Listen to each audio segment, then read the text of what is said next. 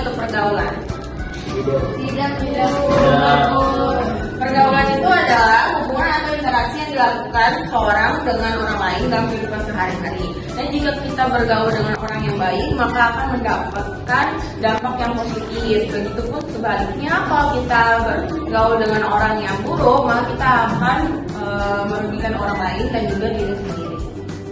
Selanjutnya kita akan membahas tentang cara menjaga pergaulan yang baik yang akan dijelaskan oleh Kak Anggun. Nah, anak-anak, video ini menunjukkan beberapa bentuk pergaulan yang harus kita hindari, yaitu bullying, tawuran, pergaulan bebas, penyalahgunaan narkoba, dan penggunaan media sosial yang tidak bijak. Bullying dapat menyakiti perasaan orang lain dan merusak hubungan pertemanan. Tawuran juga bukan solusi dalam menyelesaikan masalah karena dapat menimbulkan kerugian bagi diri sendiri maupun orang lain. Selain itu, pergaulan bebas dan penyalahgunaan narkoba dapat membawa dampak buruk bagi masa depan seseorang. Kita juga perlu bijak dalam menggunakan media sosial agar tidak mudah terpengaruh oleh konten atau perilaku negatif.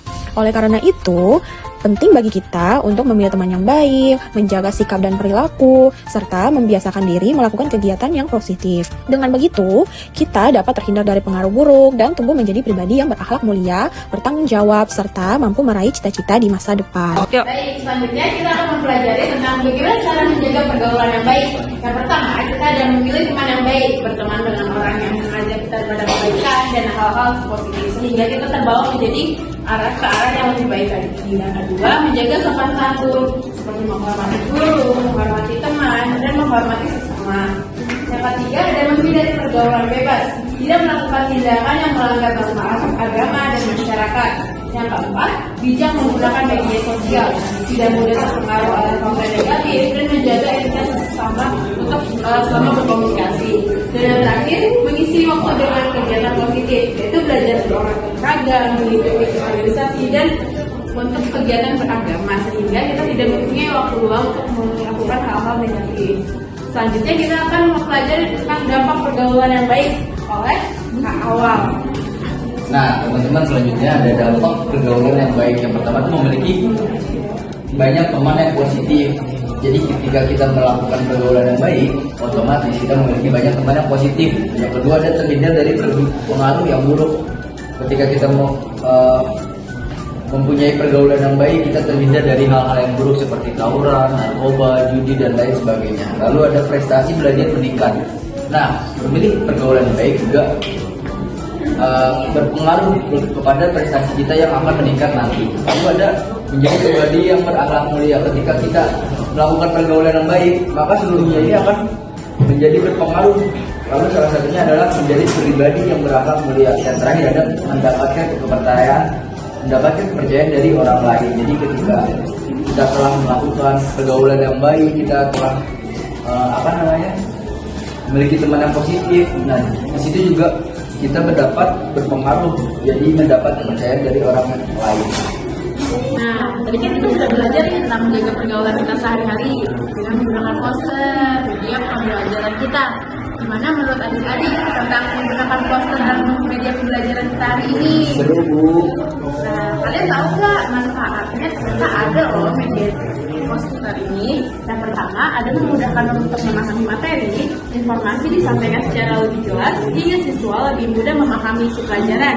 Yang kedua, meningkatkan motivasi belajar. Media yang menarik membuat siswa lebih bersemangat dan tidak mudah bosan saat belajar. Dan yang ketiga, meningkatkan daya ingat siswa.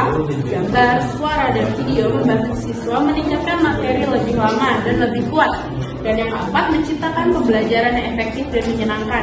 Pembelajaran menjadi lebih variatif, interaktif, dan tidak membosankan. Dan yang kelima, meningkatkan hasil belajar. Pemahaman yang lebih baik akan berpengaruh pada peningkatan prestasi siswa.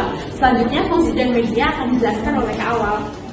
Nah, teman-teman, selanjutnya itu ada fungsi media daripada pembelajaran itu. Yang pertama itu ada memperjelas materi. Jadi dengan daripada media pembelajaran ini, siswa dapat membantu memperjelas penyampaian materi yang sudah dijelaskan hanya dengan kata-kata. Nah, lalu yang kedua ada menarik perhatian siswa. Jadi tampilan yang menarik itu juga siswa dapat fokus dalam memperhatikan materi yang guru akan ajarkan. Lalu yang ketiga ada meningkatkan interaksi. Jadi media mendorong siswa untuk lebih aktif bertanya, berdiskusi, dan berpartisipasi dalam pembelajaran. Lalu yang keempat atau yang terakhir itu ada mengatasi keterbatasan ruang dan waktu. Jadi contohnya ketika kita dalam pembelajaran kita ingin melihat Ka'bah atau Mekah, jadi dapat ditampilkan dalam visual, dalam layar, dalam poster tersebut. Oke, selanjutnya di sini akan saya jelaskan pengertian media pembelajaran dalam pendidikan. Secara bahasa, media berasal dari kata medium yang berarti antara. Media pendidikan didefinisikan sebagai segala bentuk alat, bahan, atau teknologi yang digunakan dalam proses pembelajaran. Untuk apa? Ya, untuk menyalurkan pesan dari pengirim atau guru ke penerima atau siswa, sehingga merangsang pikiran, perasaan, perhatian, dan minat siswa agar proses belajar mengajar berlangsung efektif. Pembelajaran yang hanya mengandalkan penjelasan lisan terkadang membuat siswa sulit untuk memahami materi secara maksimal. Media pembelajaran membantu guru menyampaikan materi dengan lebih jelas, menarik, dan mudah dipahami. Dengan bantuan media pembelajaran, siswa menjadi lebih aktif, termotivasi, dan mudah memahami konsep yang diajari. Media pembelajaran berperan penting dalam membantu guru menyampaikan materi serta membantu siswa memahami pelajaran dengan lebih mudah, menarik, dan efektif.